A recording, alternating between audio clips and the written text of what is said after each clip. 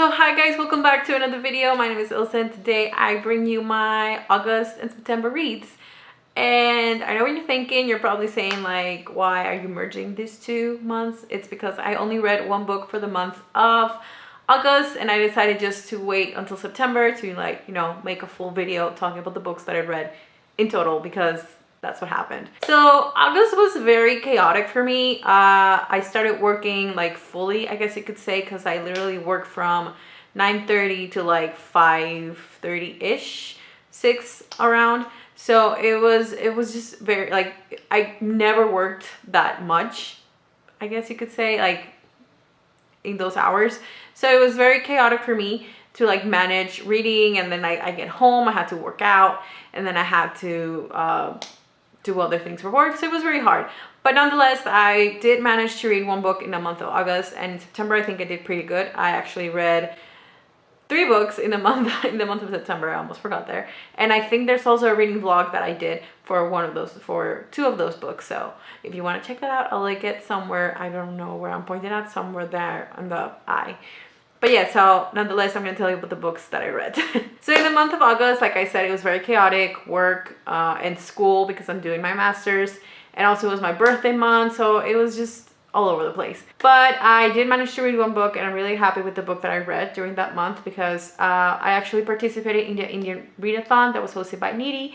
And I loved it, the book. It was actually the book group of the readathon, I guess you could say, and I really enjoyed it. That book is The Namesake by, I'm gonna look at the name because I don't want to butcher it. It was by Jhumpa Lahiri. I'm hoping I'm saying that correct. If not, please correct me because I want to say it properly. So yeah, so basically The Namesake it's about a family that is from India, and they move to the United States. So it's basically like this cultural shock for them, like to get accustomed to like the American ways, and then from the division between their culture and the other culture where they're living in. And I found it very beautiful. I love the writing. I literally from the get-go, I think that the first 3 chapters, I guess you could say, I started crying. So I gave this book 4 out of 5 stars on Goodreads.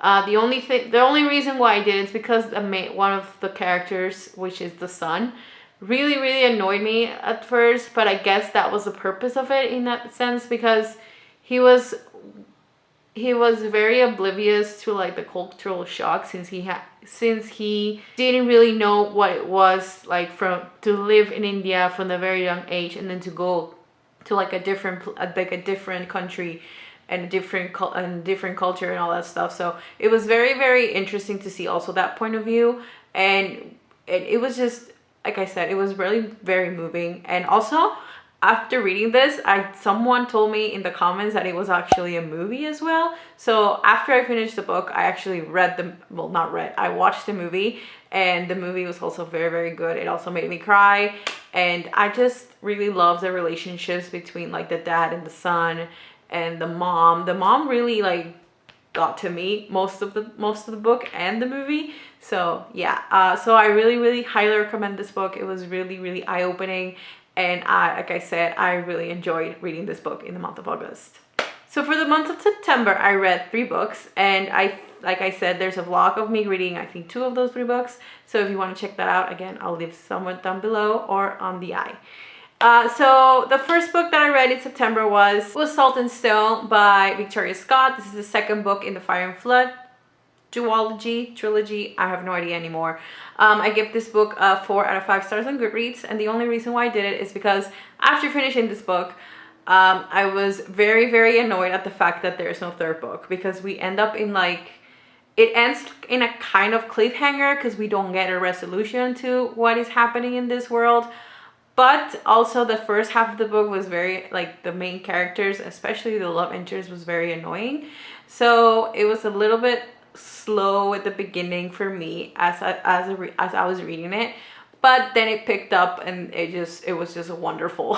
Wonderful in the sense that it just kept me on the edge of my seat, because there are some things that they were just really screwed up. But nonetheless, like I said, I really enjoyed this book. I gave it 4 out of 5 stars on Goodreads, and yeah, so I don't know if there's gonna be a third book. I think there was going to be one, but then the publisher didn't really pick it up. So I don't know what's gonna happen. So if you are interested in reading these books, just keep that in mind. There's no third book, there's no continuation. And like I said, these books came out in 2015, 2016, so it's been a while. But I really thoroughly enjoyed it. Like I said, I really enjoyed the world, and it's Pokemon meets the Hunger Games sort of thing. The second book that I read in the month of September is actually a book that was gifted to me by Kevin from Irish Reader, and he gave me this for my birthday, and I'm so glad he did because this book is amazing.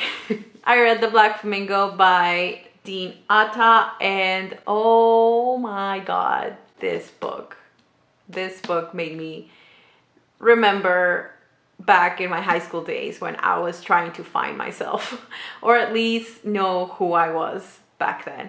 So basically this book follows our main character Michael, who he has been struggling with his identity ever since he was a little boy, and basically we follow him throughout his life, I guess you could say. Like, we known him since he was a little kid, and then he grows up and he's having all these questions, and that he's meeting all these people and having all these interactions with, and he's slowly noticing how not just his sexual orientation is actually an issue, it's also his skin, his culture, where he comes from, and how people can be very judgmental and very racist and very homophobic. And yes, those are actually trigger warnings if those things trigger you. But these things are things that I feel like we need to read more about, especially right now. And like I said, we follow this journey of him discovering himself and just accepting and really and educating other people, even though he's not supposed to. But like, it's a beautiful read. It made me cry in the vlog that I did. I cried because it made me question so many things when I was growing up and when I was a teenager myself.